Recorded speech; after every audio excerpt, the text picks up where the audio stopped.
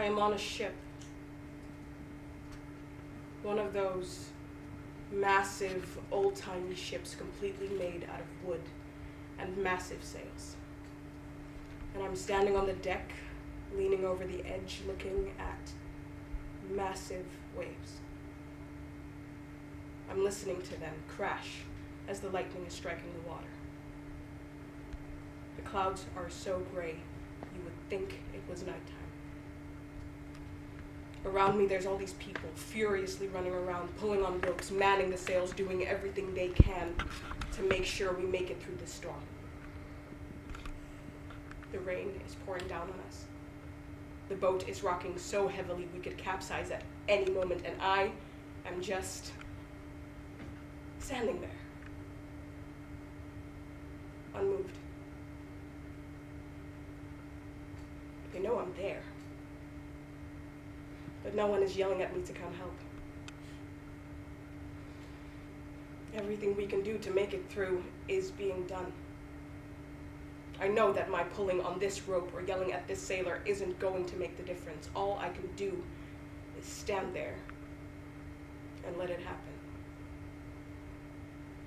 My job on this ship at this moment in time is to endure. Watch the chaos as it unfolds around me. And then I see it. Off in the distance, further out at sea, there are no dark clouds. The waves are calm. The sky is a soft shade of yellow. There is nothing I want more than to be over there right now. I can't jump in and swim towards it, the ocean, and all of its wrath would swallow me whole as soon as I would jump in. I would never get the chance to even come up for air, so on the ship I stay. As I look around at the crew of the ship, at all the moving parts, I see no one else has their eyes fixed on that horizon. But I just have to trust that they have seen it. And that all that hard work, all that effort, and a little bit of mercy from the universe will get me there eventually. You are smart. You are beautiful, and you can do anything. Every morning I wake up, I stand in front of the mirror and say, you are smart, you are beautiful, and you can do anything. I had to do something to try and stitch myself back together. I stand in front of the mirror, look myself in the eyes, and for those 10 seconds, I believe that I am smart, that I am beautiful, and that I can do anything. I stole it from Lizzo. She said it once in an interview that was her mantra, and I love everything she stands for, so her mantra became my mantra. You are smart, you are beautiful, and you can do anything over and over and over again. Every morning, like clockwork, I moisturize my face, I fix my hair, say that I love myself, run out the door, and go about my day. It's like putting on armor, getting it to last through the day, however, that has not happened yet, but it's something. It's nice to look someone in the eyes who believes in me, is proud of me, even if that person is just me.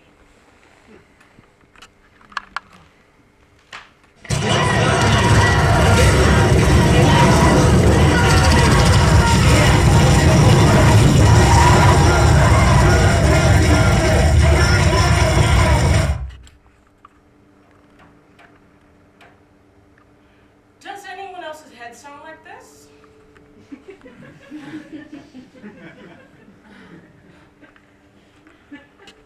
I try to be a good member of society, watch the news, be aware of what's going on around me, but now, this is what my head sounds like all the time, as soon as I wake up, because the world is run by idiots. It's on fire, the ice caps are melting, the world is run by idiots and becoming a less tolerant place because of it. Genocide, still a thing, somehow. I thought we'd all learned something from World War II, and yet, somehow, here we are.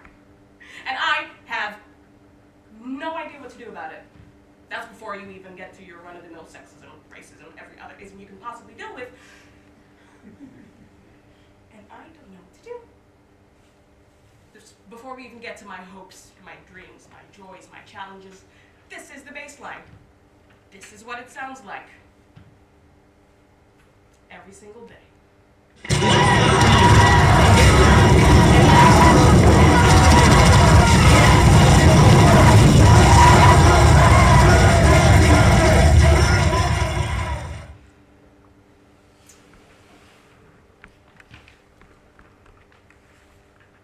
I am no one's number one.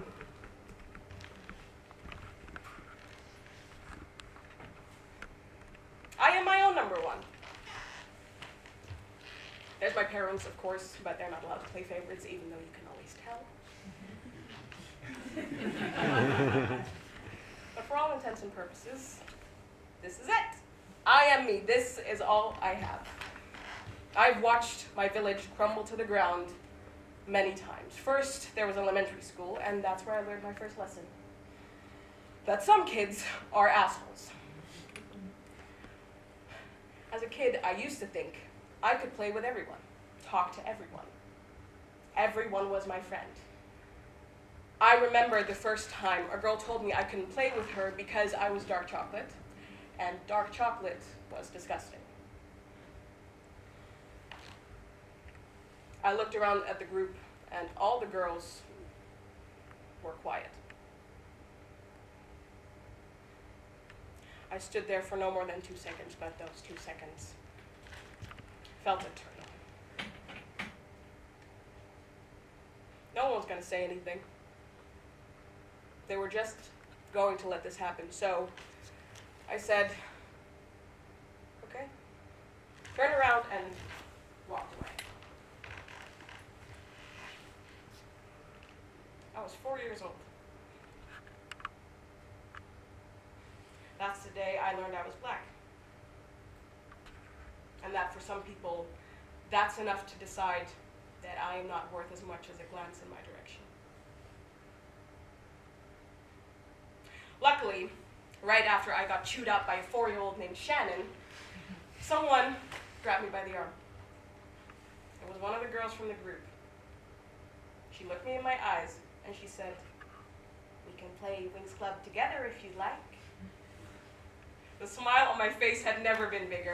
I enthusiastically said yes, and as we ran around the playground, blasting each other with our magic fire powers, more and more girls from the group ended up joining us.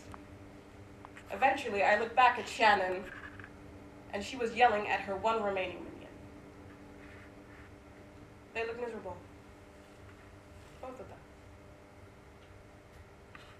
And I was running around the playground, performing magic with my friends. That is the day I learned I was black. It is also the day that I learned that the right people will find you. And yes, that some 4-year-old should absolutely be punched in the fucking face.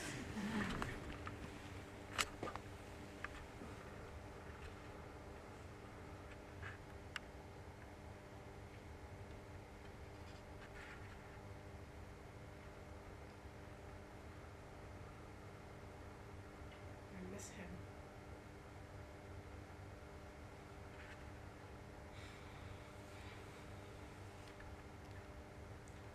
I'm not even really sure I can say that. And I miss him. I ended our relationship specifically because I thought I knew him, but I didn't. But I miss me. I miss feeling like there aren't huge parts of my life missing everywhere I go. I miss having someone out there actively, sometimes really loudly, proudly cheering for me. I miss being seen fully. But he didn't. I thought he did. But I know he didn't.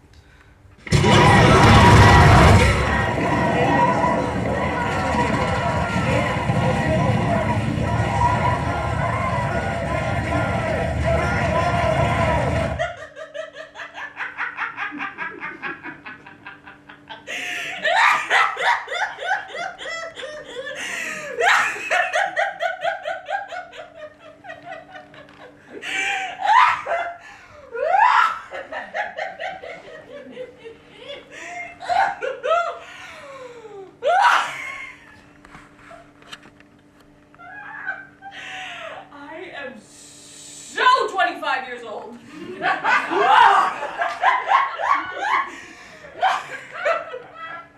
I am such a fucking 25-year-old. I know that. You don't think I know that? I know that. I know that these are your 20s, that you're supposed to be a disaster in your 20s, that you also hated your 20s, and that I will be fine. I get it. I know. I get it.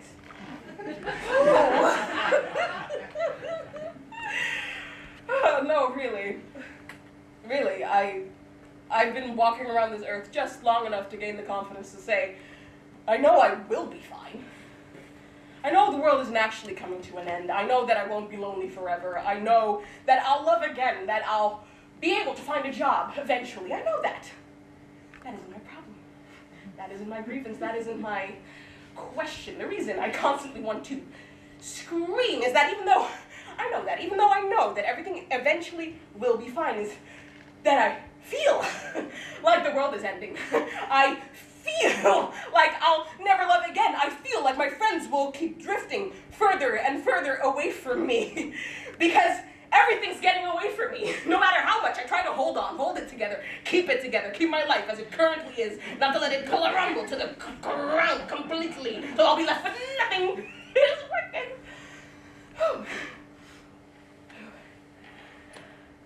People keep saying it, that I'll be fine. But how do I, in fact, know that I'll be okay? You right here, right now, could say to me that I will be fine. That I will be fine, completely fine. But to me, no disrespect, to me you would have just about as much authority as a 5-year-old with, dried snot all over the face. What do you know about life? Have you ever heard about the problem of induction? Okay. The problem of induction, basically, there are multiple kinds of reasoning, but the most important ones are deductive and inductive reasoning. Deductive reasoning follows rules. Let's say the rule is all humans have a shitty time in their 20s. I am a human, therefore I will have a shitty time in my 20s. Not an ironclad example, but you get the point. Deductive reasoning is a conclusion based on indisputable facts. And there is inductive reasoning. Inductive reasoning basically means this person has always been nice to me, therefore I believe that they will continue to be nice to me in the future. Basically, observing a pattern and believing that it will continue. I've been sad in the past, the feeling has always went away, therefore this time around, I should be fine as well. Inductive reasoning. You see where I'm going with this, right? Have you ever been in a situation where someone that has always been perfectly nice to you decides to become a cunt out of absolutely nowhere and fuck you in the fucking ass for no fucking reason? Yeah! That's how I felt about Shannon. Remember the racist 4-year-old? I hope her entire life is even more fucking miserable than I am right now. Anyway, the problem of induction came to be when a bunch of philosophers got in the same room and were like,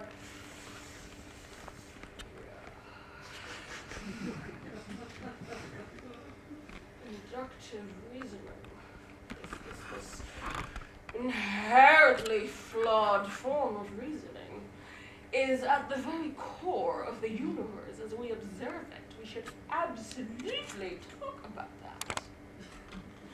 Basically, every law of nature that we have is based in inductive reasoning. Light, mass, gravity, etc. You think that they are indisputable facts, laws.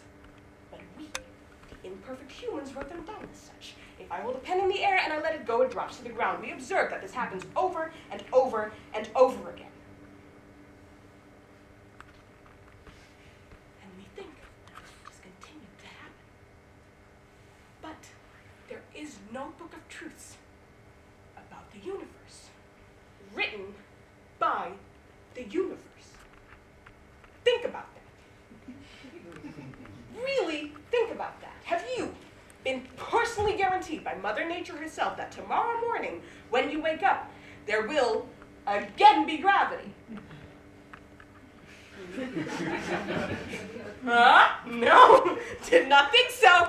Didn't think so. So, if in fact, It is completely plausible that tomorrow morning when I wake up there will no longer be gravity. If in fact we have no idea what is actually holding this entire thing together, if I can't trust something as simple as gravity, how the fuck am I supposed to trust that I'm going to be okay? You know what the answer is? What the philosophers came up with?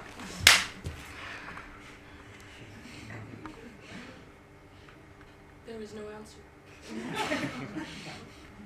We simply have to trust that the universe does follow logic, that the universe makes sense, that the universe sticks to certain patterns. Okay. Trust the universe. Okay. Cool. Cool. Trust the universe. Trust the universe. Trust the universe. Trust the same fucking universe that allowed the Kardashians to become billionaires by simply existing while I am out here hoping that my paycheck came a day early. Trust that universe. Cool. Got it.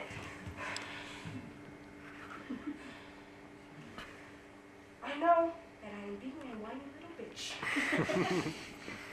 And that there will still be gravity tomorrow, allegedly.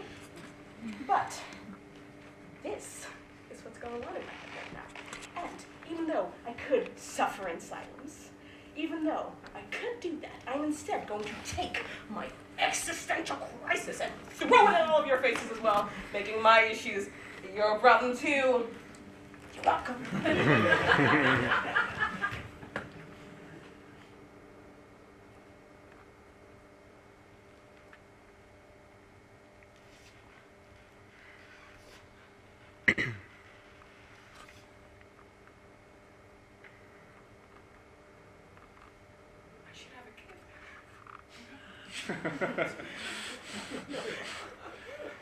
I should have a kid right now. Get pregnant today, have a kid 9 months from now. I'd have someone to love, someone that loved me, something to live for, something to drive me forward in life. That is my entire life figured out. I should have a kid. I should have a kid. Right now! I did this to myself.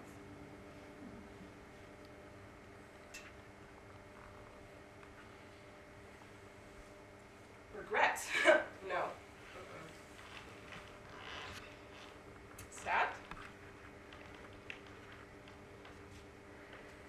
Sometimes. Was that a lie? Yes. I'm sad most of the time.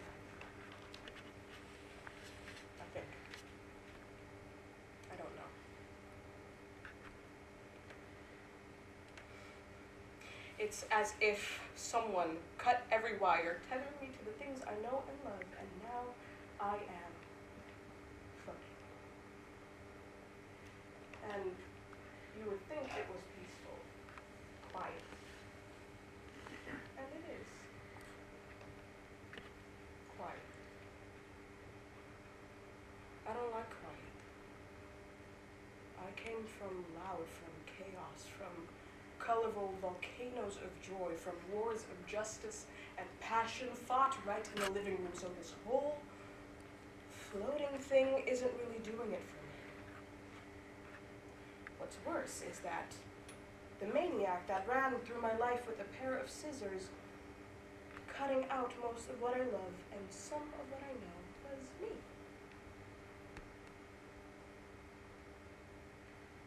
I am the maniac. Running with scissors, setting me adrift. Hi. Nice to meet you. I wanted better. So now, I have nothing. I used to think, damn, if only I could do that. You know when people say, if it all goes to hell, you just start over. Leave that job, make that career shift, leave that partner, leave the country, leave the planet. If it all goes to hell, when Mother Nature is tapped out, we just move on to Brother Mars. That's possible. It's all possible. It's all a possibility. I used to think, damn, if only I could do that. But here I am, and this whole having to rebuild your life thing is a bitch.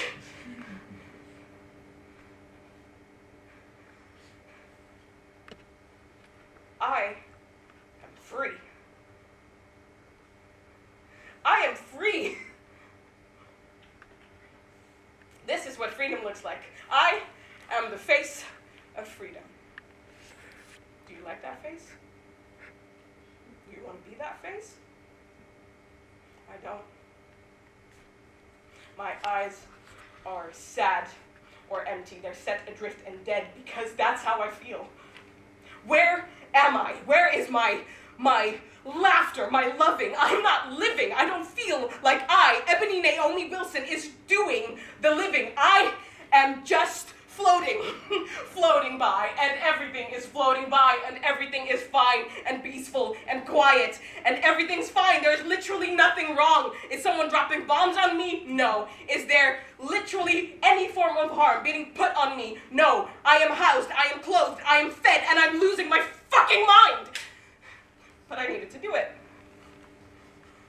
I needed better, and now I have nothing.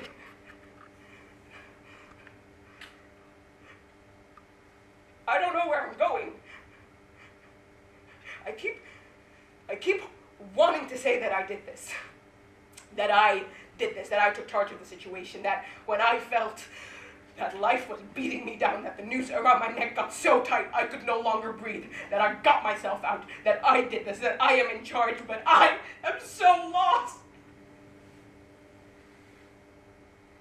I'm so lost. I just want to freeze these perfect moments in time. I just want to sit on a carpet with my friends, with a glass of wine in hand, and have candles lighting up the entire room. I want that to be my life for the rest of my life. I just need a minute. I just need a moment. I need all the wars, the battles, the fighting, the constant fighting to be okay, to stop. I just need a minute. When do I just get to sit and be? When do I just get to be okay? I need the constant fighting to stop. I just need everything to fucking stop!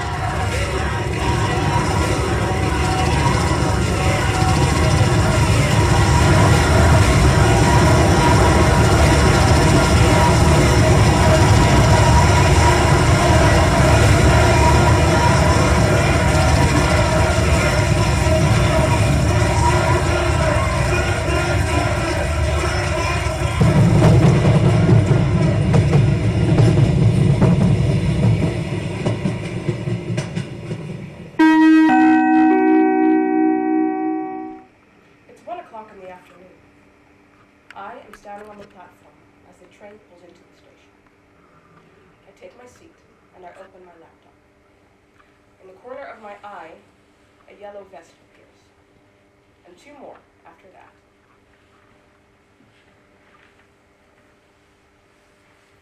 Kom je even naar buiten? Kunnen we even praten? The black man sitting diagonally across from me gets up and goes with the agents.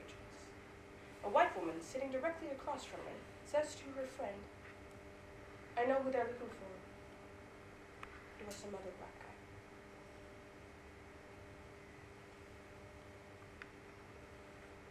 I was just sitting there. Normally, I just sit there. Normally, I don't have the time to process that it's happening. This time around, I said, you need to go tell him that. She started, so. Again, I point, I look her dead in the eyes, and I say, what you just said, go tell him that. She gets up, and I go with her. Once we get outside, there are 7 yellow vests surrounding the one black man. One of the white faces in the yellow vest is yelling at the black man. The white woman goes up to him, and I see his entire demeanor shift. I also see the moment he decides he cannot admit defeat.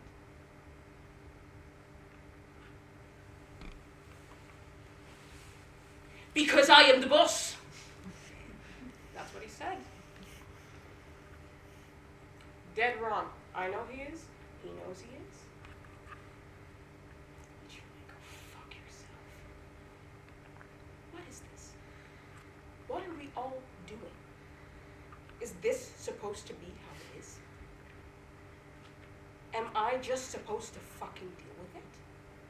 I've tried not engaging. I've tried raging against the machine, and you fuckers just keep coming after me, finding a new way to rear your ugly head every single fucking day of my life. This is the hill that I will die on, not because I chose it, not even because it chose me, but because there is no other option. You put me on this hill every single fucking day of my life, and believe me, if I was an assassin or some sort of dragon that could spit fucking fire, you would all be dead. The world would be a better place, not just because you would be gone. No, I might just take us all out, start over, put myself, this entire planet, and everyone on it out of its fucking misery.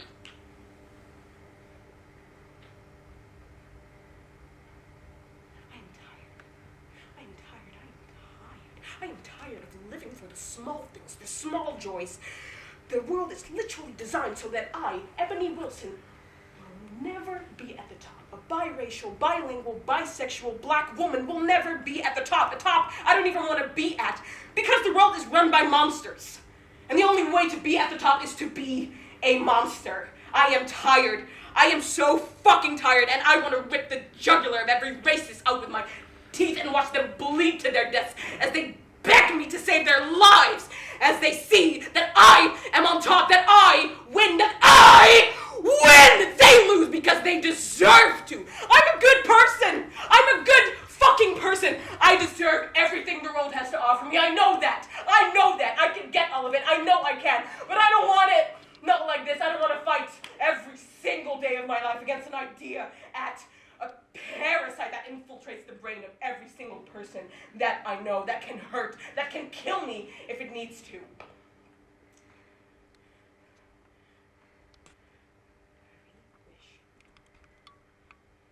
I really wish that there was a way that I could leave them all with their blades pointing at each other. It's all just starting to feel like some sick game. How long can you last until you kill yourself? What's going to do it? 100 times? 100,000 times? Billion? How many cuts to your soul, to your skin, is it going to take? Do you bow out at one minor paper cut? This is the reason the world keeps being a terrible fucking place. Because the only answer seems to be fuck all of you. I am in it for myself now, and I don't want it to be. I just wasn't prepared for this.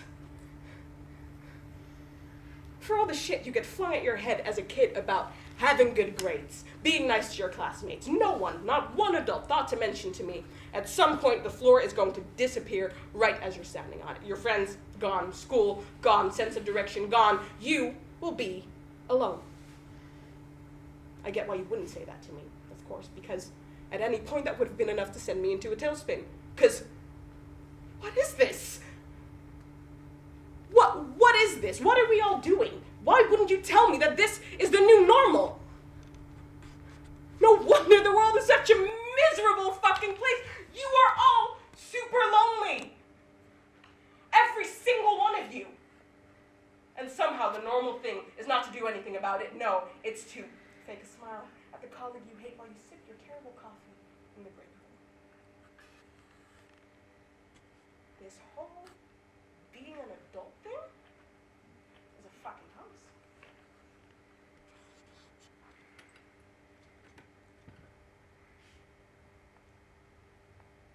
You know what? Fuck you. Fuck all of you. I'm not doing this. I'm not doing it.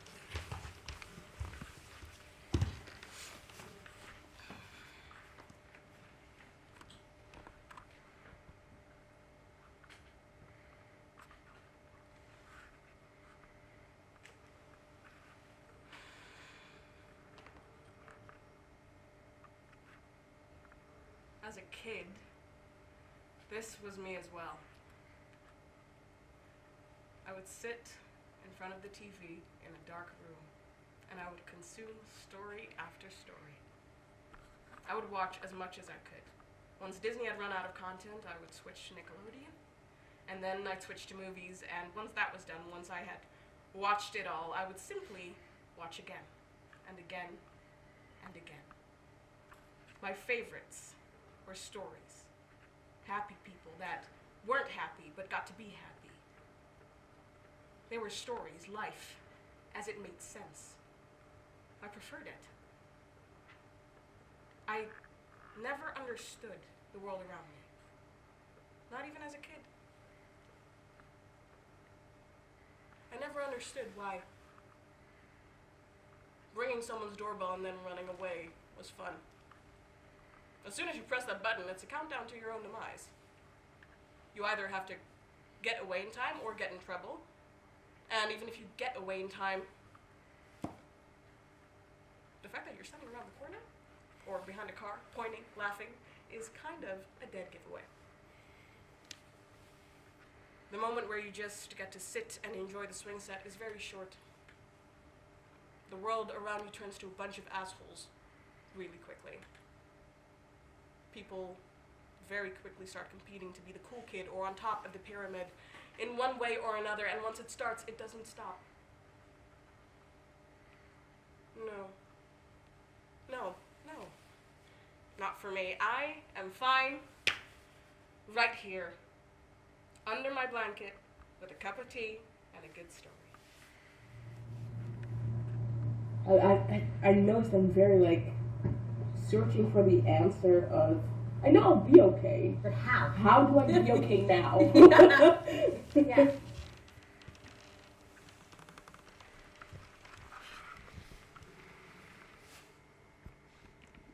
I just need to talk to someone who has a little bit more experience living life than I do.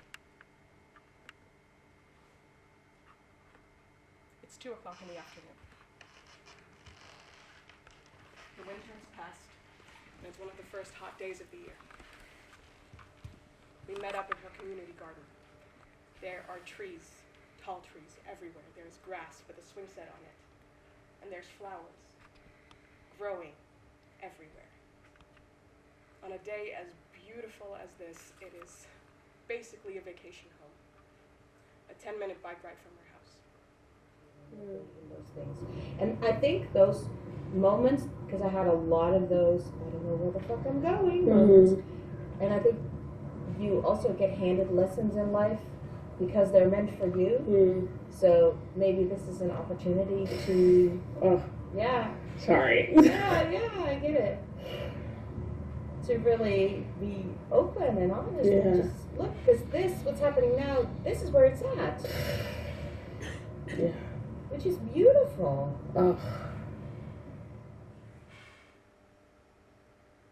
We spent the entire day together. And I just got to watch. Watch her. Watch the proof that it is all going to be okay. But the single alone is not the message. It's what's underneath it, and that's your gut feeling. So I still trust my gut feeling mostly. But, because that's always a tricky thing. But I let my mind be more powerful in that. And I think that helped me stay grounded as well. Because I'm very sensitive to my surroundings and to my things. But I'm always, okay, that is true, but okay, back to the core. Who am I? Where do I stand? And that's not always perfect, I'm going to say honest. I'm a mess sometimes. But a lot of the time. But I think that really helped me. Is there ever a reason not to trust your gut? You trust your gut most of the time?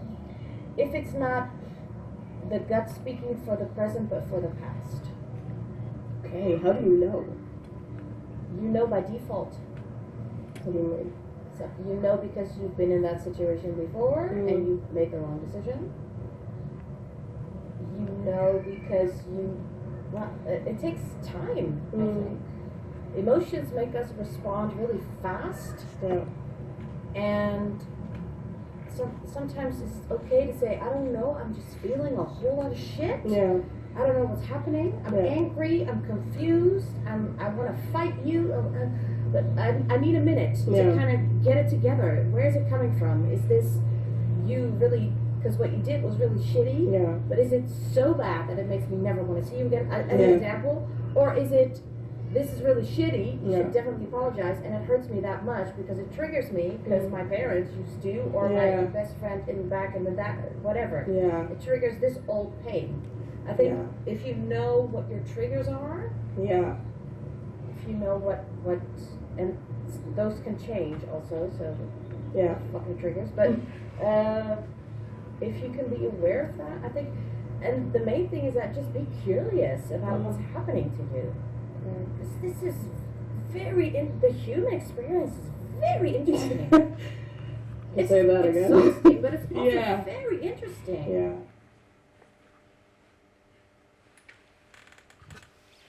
It is 10 o'clock in the evening, that same day. The sun is gone. The lights are dim. The kids have been put to bed, and our partner is on the other side of the house, watching TV. We are sitting at the dinner table with a glass of wine in our hand. She turns to me, and she says, "What I wouldn't give to be in your shoes right now."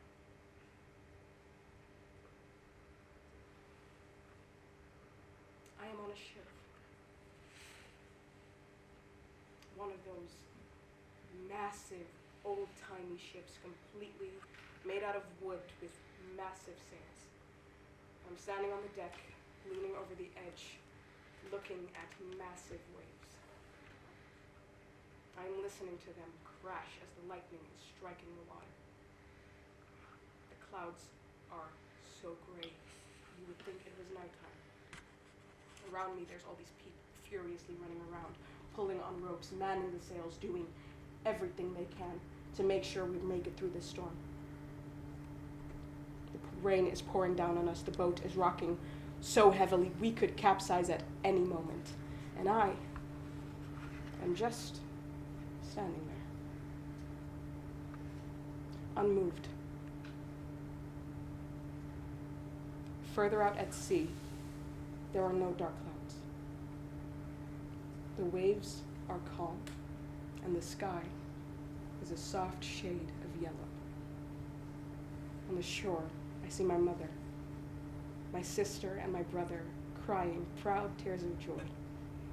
My friends, one of them with a bottle of wine in one hand and a corkscrew in the other, waiting for me. They are all waiting for me. Every person I have ever loved, every person I ever will love, all the great bonds I am yet to build, the things I still get to do.